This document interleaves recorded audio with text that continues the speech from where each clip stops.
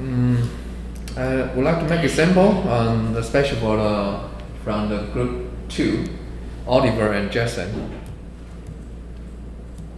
In your midterm report, you have mentioned reliability analysis, but you didn't mention anything about validity analysis. So it's empty in your midterm report. But validity is quite important. You have to report it after reliability test. So we are going to talk about validity test. That's your report. Then I switch to the team 4. I guess it's Winnie and Carly, right? In your midterm report, I can identify something related to the validity. In the second, I think it's a second paragraph. You mentioned in the initial stage, the measurement model was access to establish the reliability and validity. I focus on validity, right? This evaluation includes compact alpha and composite reliability and factor loading, right? And AVE, average variance extracted, and also discriminate validity based on funnel and locker criterion and the HTMT ratio. So, do you know how to do this report or to do this analysis? Winnie and Colin. In your midterm report, you already mentioned the validity analysis. How will you do that? What software you will use? SmartPRS. So do you know how to do the SmartPRS, especially for the measurement model? Or you just mention it? You don't have the experience.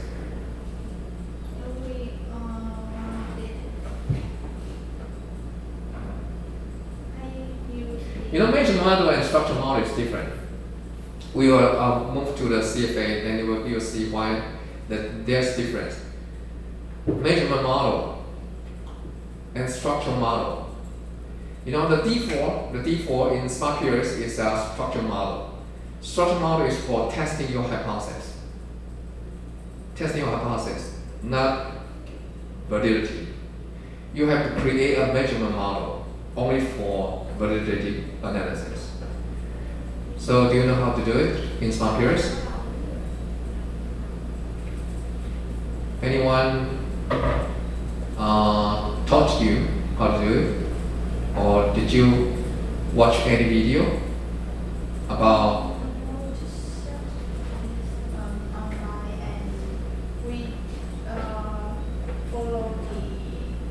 follow the video? Yes, to analyze it. So you pick measure model or you select different video for structure model. Can you tell me the difference? Measure model and structure model. Or you're just not pretty sure about the difference between measure model and structure model? Not pretty sure. Okay, so fine. Because I already mentioned that, we will introduce the AVE and also the funnel and upper criterion, especially for the discriminant validity. You know, we have another validity called convergent. Let me show you my whiteboard here. See my whiteboard here? CFA. The main purpose of CFA focus on construct validity. I would like to mention that in the report of Mindy and Helen, I did not see any validity analysis. In your midterm report, section 3, method section, you didn't mention anything about that. Okay. So you have to consider the construct validity after construct reliability. So reliability go first, and then validity next. And we need the help of CFA. Of course, we can use different software. We can use Smart Peers to run CFA, and we also can use JASP to run CFA. In my D4, my plan is just showing you how to do the CFA in JASP. Okay. The optimal purpose is try to report convergent validity and discriminant validity. So let's move to the focus topic.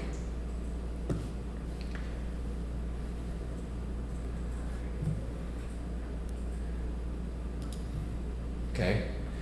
Now it's called confirmatory factor analysis.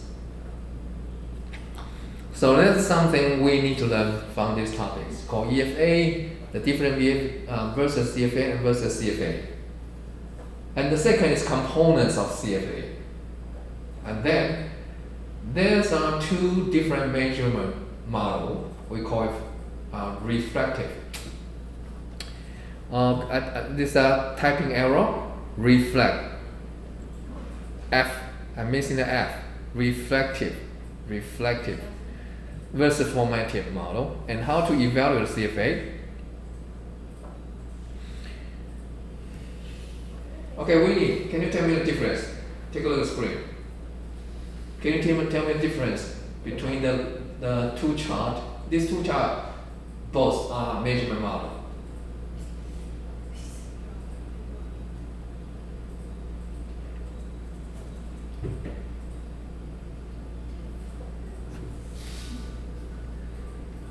Can you tell the difference?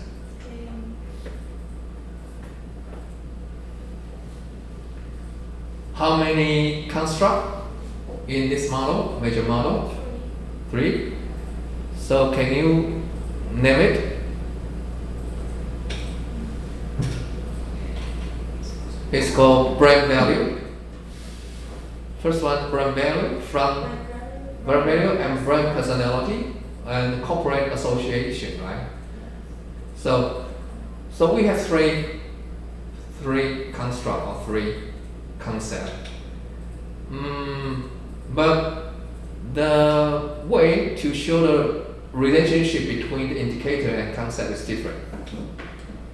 Can you identify the difference between two charts? I think the relationship is at a cross relationship between 3 variable and the second one just. So you can identify the cross item across different factors or different construct on your right hand side, right? On your right hand side, we have 3 on the left, also 3 on the right. On the 3, we have, let's say we have 9 indicators belong to 3 factors or 3 concept or 3 construct. Either way you can say that. So, can you see the green line here? What does that mean? Have you ever tried this kind of measure model in Smart Peers? Winnie? No? You see the green line? Yes. Green arrow, 2 direction, right? 2 direction, you see that? Expecting the correlation between 2 variables, but not like we don't have exact like direction between 2 variables. Which one will reflect which one? Yes. That's it. So the green line between these two implies, as you mentioned, that it's called correlation.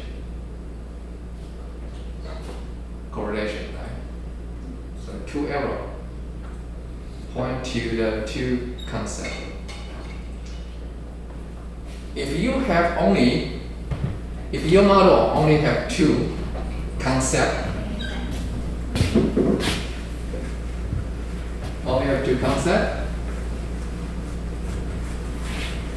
And you have three indicators. You have two concepts, three indicators. 1, 2, 3. 1, 2, 3. And this is x, this is y.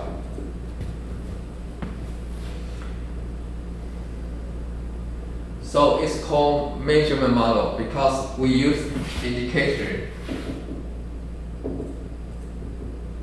to measure concept or construct. Right? Okay. But you still see the difference here on the left side. This is called CFA. This is called CFA. But if in EFA, I also have X, also have Y. I also have 6 indicators. Anyone would like to draw the relationship between the indicator and the construct in EFA?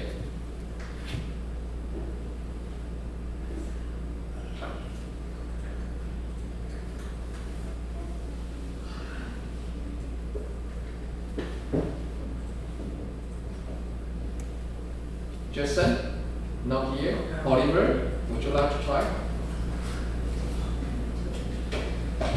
EFA? We already finished the learning of EFA. Suppose you already have basic understanding. Let me give you the marker. Okay, draw EFA. Yeah, 2 concepts and 6 indicators. 2 concepts. Yeah, 2 concepts, 6 indicators. In here, 2 concepts, 6 indicators, but CFA. Now we still not understand the CFA. Okay, it's not fine. But we already finished the learning of EFA. Show me.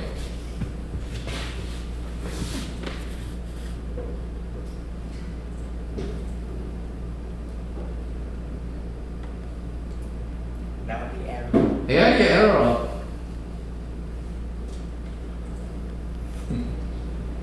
Don't worry, I will not bite you. 2 arrow, 2 direction arrow. Okay, try finish it. Don't worry. Do we have to connect these 2 controllers? Based on your understanding, so what we are already finished the EFA you can learning. No, I don't. You don't think so? Okay, good. Thank you. Now, how about Mindy or Helen, your team? Yeah, give me one representative.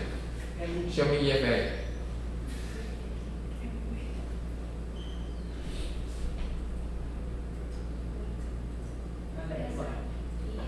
EFA? We already finished, right? EFA. All the material.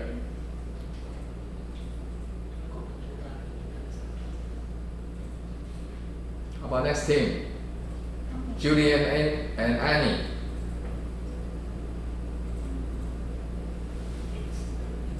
Do you want to send a representative to show me the EFA?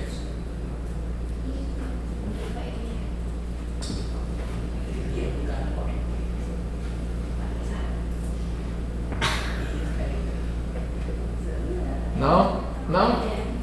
EFA? Yeah, so we really finished the EFA topics. We moved to the CFA.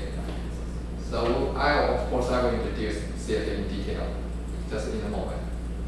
But before that, I would like to review the EFA so you can see the difference between the 2 approaches. No one?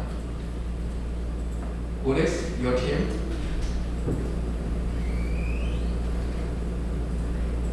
Would you like to try? Huh? try? Any team? Any? Your team? We need your team. Anyone want to try? EFA?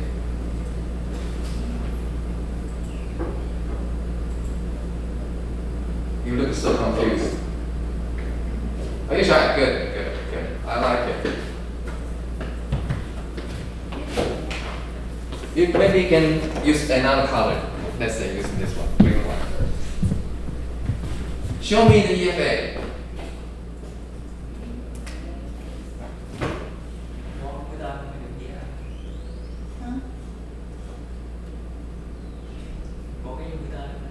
You can add your line.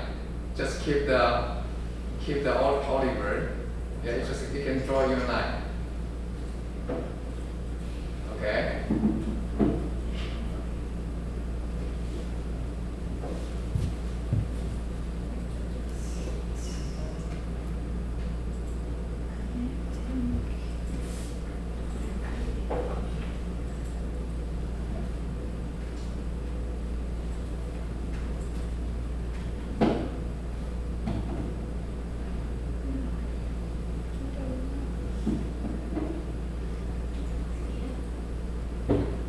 Okay, thank you. Have a seat. Thank you so much. How about Julie and Annie? Do you have any comment? Huh? You have the same? Which one is the same? The same with the Winnie or the same with the Oliver? Annie. Okay. Winnie. Winnie. Okay. The same. Okay, Ellen, you didn't give me the answer. Pick side. We have two sides. The Winnie side and Oliver side. Or I have different opinion. Show me different opinion. That's okay.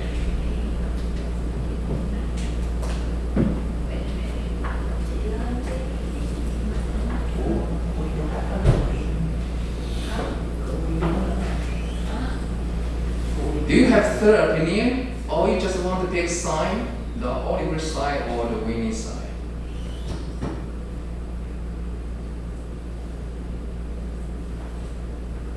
You can take a closer look if you like.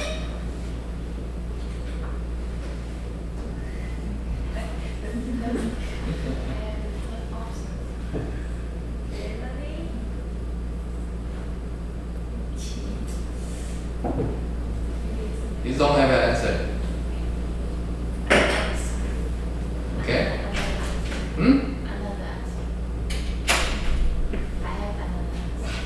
Okay.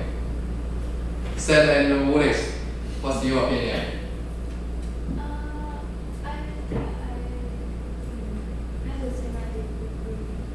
You have the same idea with who? Winnie. Okay. Okay. Let's see. Okay, the answer is the Winnie version. It's correct. First, one-way direction, not two-way, right? Only one way from concept to indicator. That's one thing. Another, EFA have cross-loading, cross to the different factor. This one. So it will look like something like this. The measure one and the cross-loading. See that? There's a lot of So EFA and CFA is totally different. In CFA, we don't have cross-loading. We don't have cross-loading. Clear? Okay. So Winnie, good job.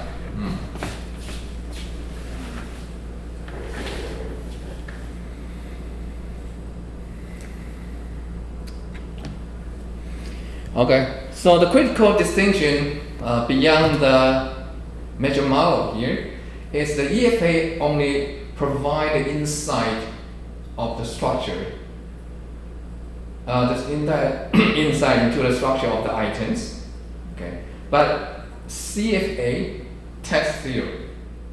So EFA doesn't text theory, but CFA tests a theory. So what is confirmatory factor analysis? Okay, so CFA is a way of testing how well the measurement variable represent a smaller number of constructs. That's the definition. That's the definition. So I just say that the two arrow direction curve is actually a correlation or covariance. Correlation or covariance. Okay.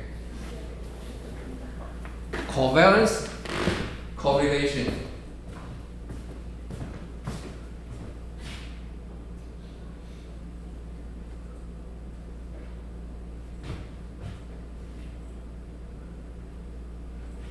Correlation.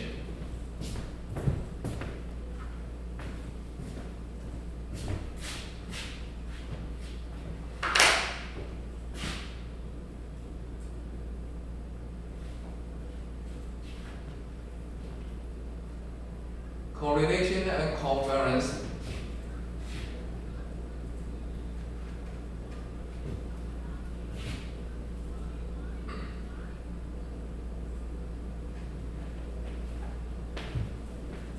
It's a relationship between two concepts. Two concepts, X or Y, or in our case here in the screen with supervisor support and work environment. There's a relationship between two concepts. It's covariance or correlation.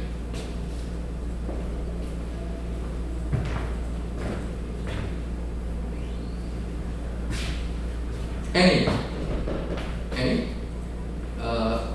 Can you tell me, is there any difference between covariance and correlation?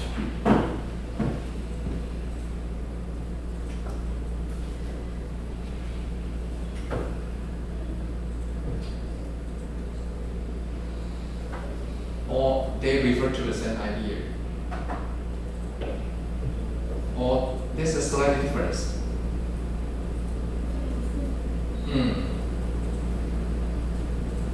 Right? Let me ask you another question. How about variance versus standard?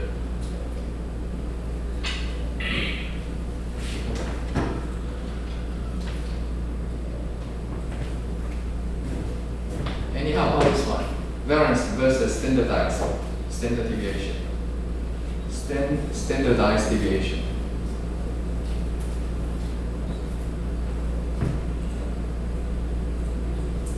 What's the difference? Variance, standard deviation.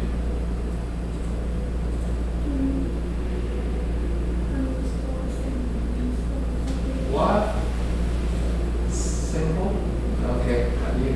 You not very speak loud, so I have difficulty to understand what I'm trying to say. Like one use for Population? and one use for Population. Okay. I would like to have another answer. Carly, how about you? Variance versus standardized deviation.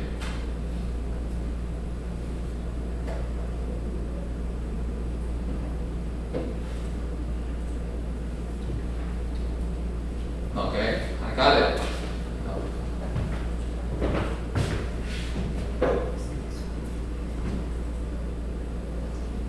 Okay. Variance, we have to take a standardized so that we can have a very simple unit called standardized deviation. And the covariance, we need to do the transformation that allow the correlation between two variables from -1 to the +1. But covariance is not. So standardize the relationship between the two variables. That it vary from -1 negative correlation to +1 is positive correlation. So it's a process. So covariance is not standardized, okay? But correlation is standardized unit. That's the difference.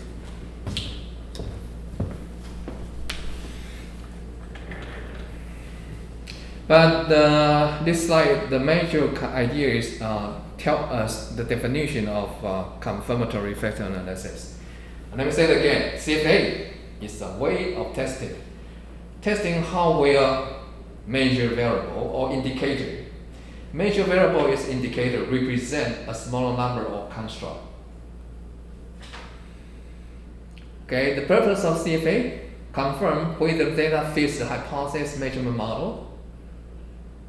This the first purpose. And then we can assess construct validity. So you can see that construct validity, that's our focus. And of course we can examine the relationship between the observed variable and lantern construct. Lantern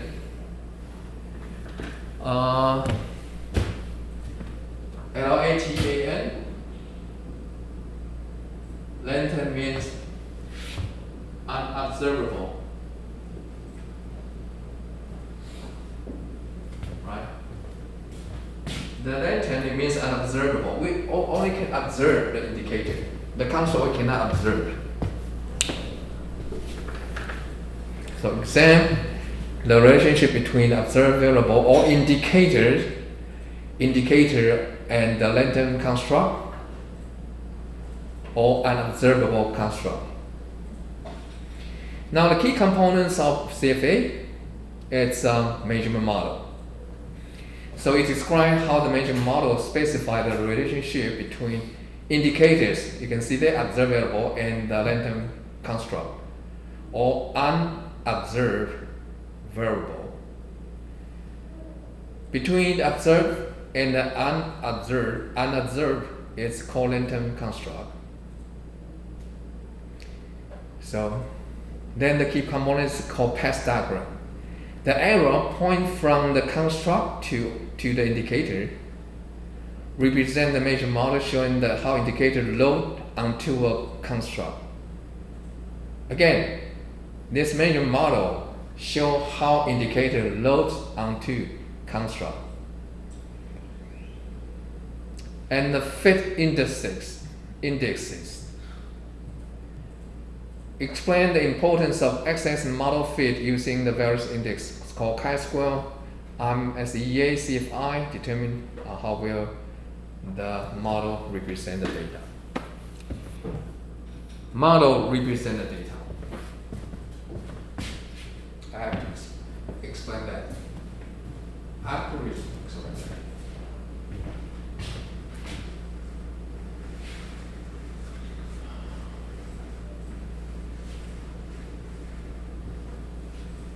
Okay, in CFA, again, CFA, we will assess the model fit.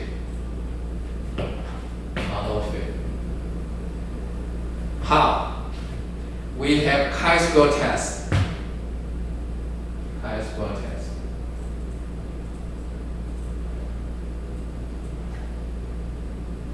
And also we have another index called something called the chi-square value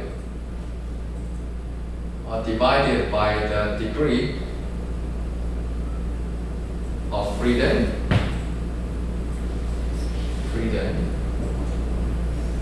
And we have other index called GFI, AGFI, and RMSEA. There's a lot more. And there's a lot more. So the CFA is so complex. If you run the smart queries in the output report, you can see, usually you can see this kind of result, but you have to make sure you have to set the model to a covariance space.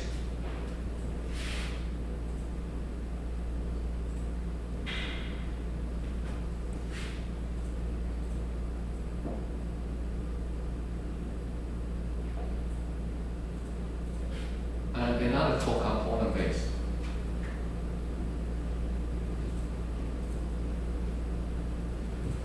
You want to see the model fit, you have to make sure your setting is component based. I think a lot of teams already use smart queries. Have you set the model to space. Did you see? You didn't see that. So you have option for smart pairs. Two way. The first way called component. Traditional smart pairs, traditional pairs is component based. But if you want to see the model fit, you have to change to the covariance space. There's a new version. I think your version already include this function. Okay?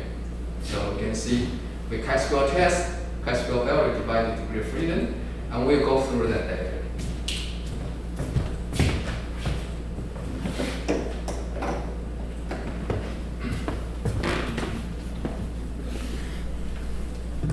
It's kind of KPI, right? Mathematical. Now, step conducting CFA. So the first stage, the stage one is model specification. We have to define the construct and specify the relation among them. Among them, construct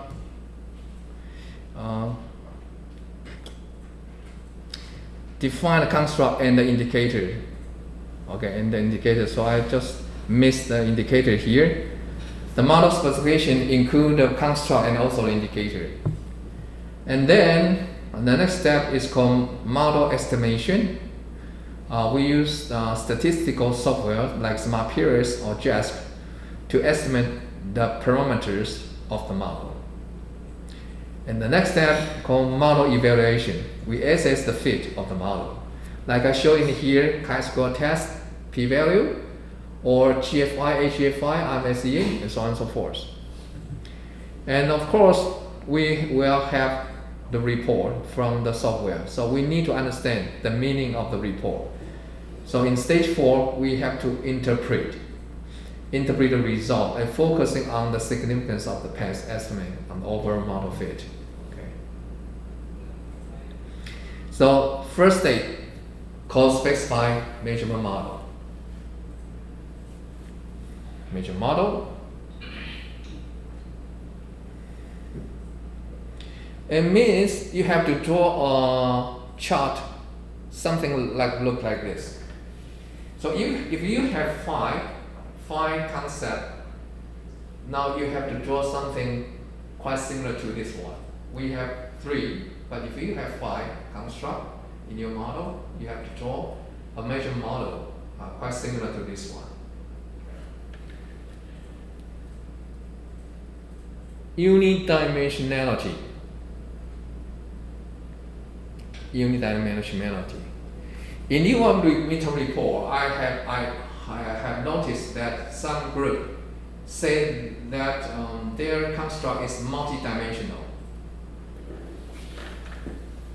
Anyone remember the unidimensional? When we talk about the reliability, anyone still remember? Unidimensional? Or you just forget all of it? When we learn the reliability, I have shown you called the unidimensional. Let me show you the interface again. To remind you, let me show you the JASP. Under reliability,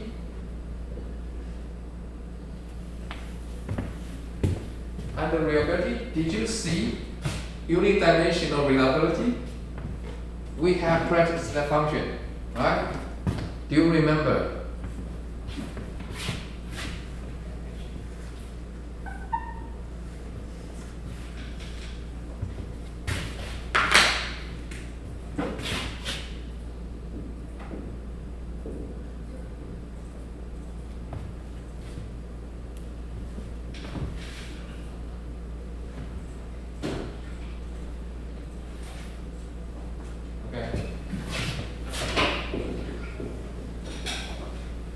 Dimension.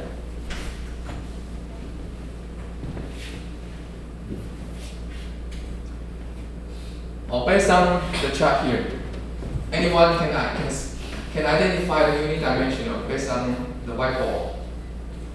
Anyone can identify unidimensional? You just use your learning experience about reliability. We have finished the analyze of reliability in previous class. We have to select the first one, right? We do the prompt alpha reliability. We select the first one called unidimensional reliability. Can anyone specify or identify unidimensional on the whiteboard? Anyone can show me unidimensional based on reliability test? No one? Really? Winnie, would you like to try?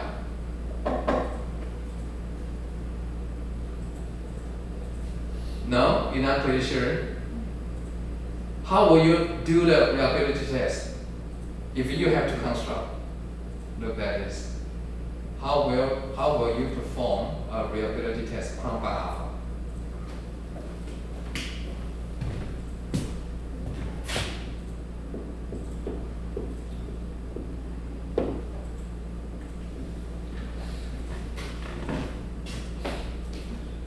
I love your report. Tell me you will do the reliability prompt by alpha analysis. How will you do that?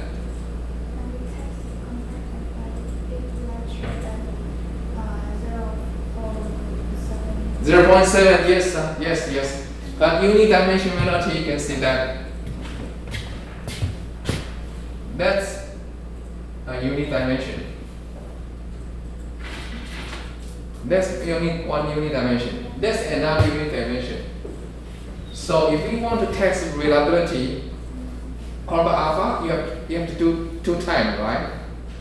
First time X, second time Y, right? If you have 3 constructs, let's say, okay, another construct somewhere here, also have indicator. That's still unidimensional normality.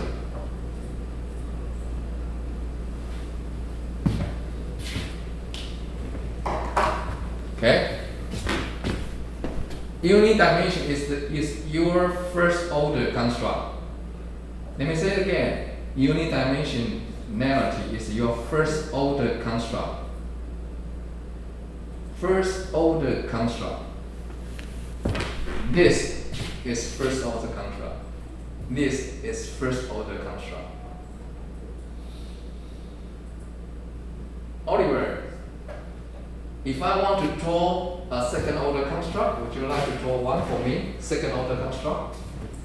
Use this whiteboard. Second order construct. Show me one example.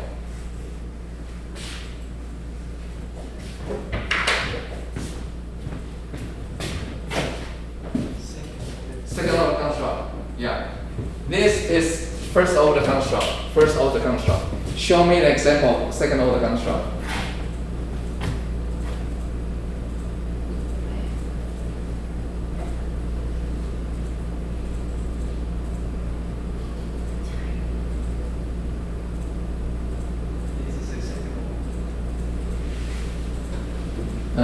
So you're not pretty sure? I think this is the second order. You think it's a second order, or it is an indicator? No, second order. Second order. Okay. Thank you. So this one is first order, and this is second order. Okay, second order. Come on, anyone? Felix, Seth, Mindy, Alan. Would you like to show me second order construct?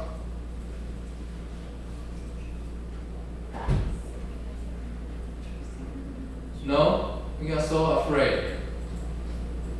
Don't be afraid. Okay. Let me just give you the answer.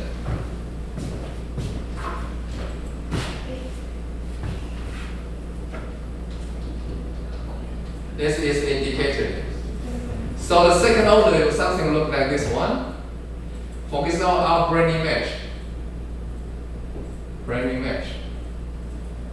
It's our example, right? Brain image is just our example, right?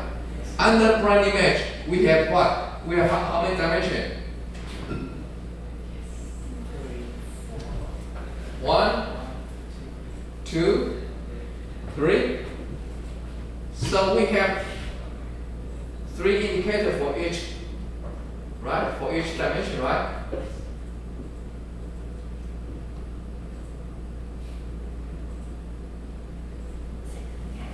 So this is called corporate association, right? Am I right? And it's called brain personality, right? How about this one? Brain what? Brain what?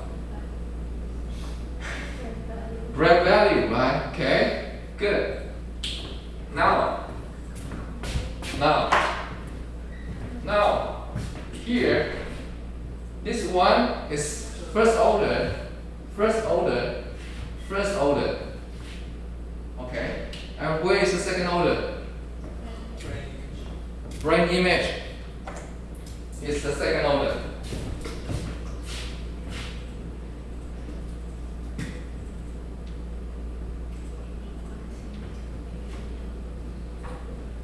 It's the second order.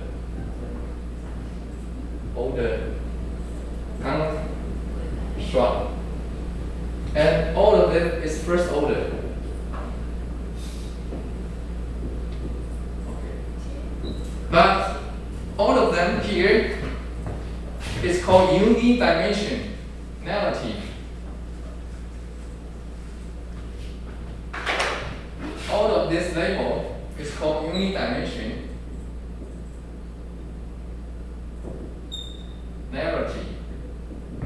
And this label called multi-dimensionality.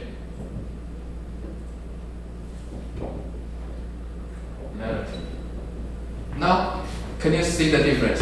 Please keep in mind. If you don't remember, you just take a note or take a screenshot. Use your smartphone to keep it in your smartphone. Multi-dimensional versus unidimensional. Okay.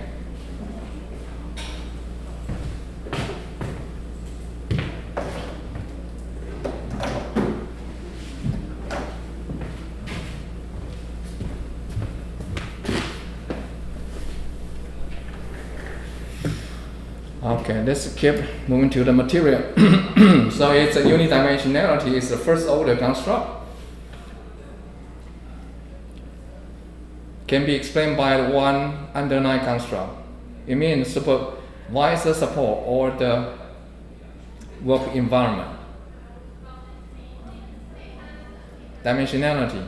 Oh, okay, now I want to talk about refractive construct versus formatic construct. Refractive.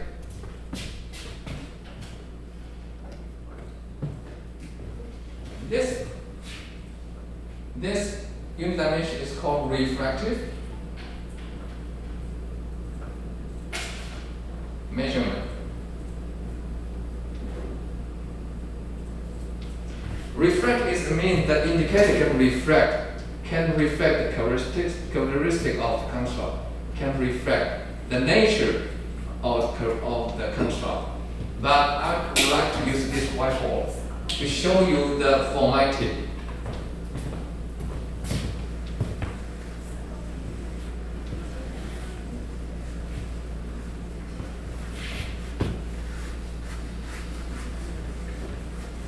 So in your practical study, usually I guess your construct is refractive construct. But maybe sometime you will encounter that your construct is formative, not refractive. If I have the construct here, and I have indicator here. Okay. Now I'll show you the formative. Measurement. Model. Okay. Construct, indicator, And how to draw a formation? You have to point from indicator to the construct. So direction is different, no? You can see that. Point here to here. Let me give you one example, critical example. How about in marketing, we have a concept called 4P, right? 4P. What does 4P contain? Place, right? And price and people or personnel and product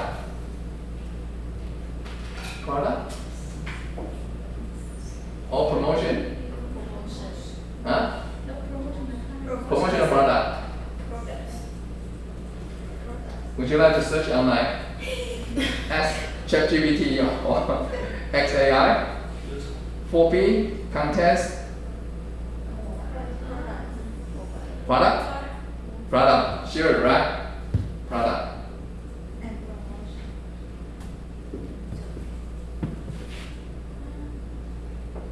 And promotion. Replace people. Good. So promotion, replace people. That's good. So the key difference is the direction is different. It's point from the indicator to the construct. And the second is you cannot remove any indicator. For example, if I remove this one, I say I use 3 indicators to measure 4P. Doesn't make sense. Okay? But in this case here, maybe I can remove 1 indicator, it's still fine. In reflective measure model, you can remove indicator if you like. But in the format, no. Based on theory, you should be 4 indicators to measure 4P. Got it?